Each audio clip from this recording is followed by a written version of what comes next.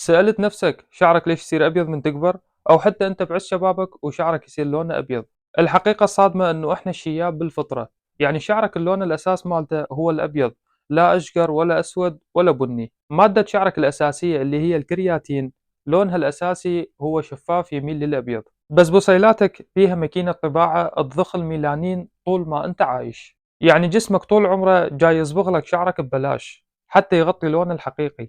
بمرور الوقت أو بسبب الوراثة أو بسبب القهر والضيم اللي تصير عند أغلبنا، حبرها يخلص وتتراكم مادة الهيدروجين بروكسيد اللي تشتغل مثل القاصر وتبدي تحرق الصبغ وترجع لونه الأساسي اللي هو الأبيض.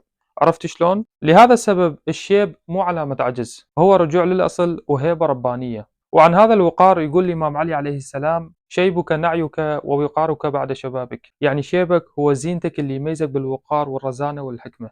إذا تحب المحتوى العلمي لا تنسى اللايك وتتابعني.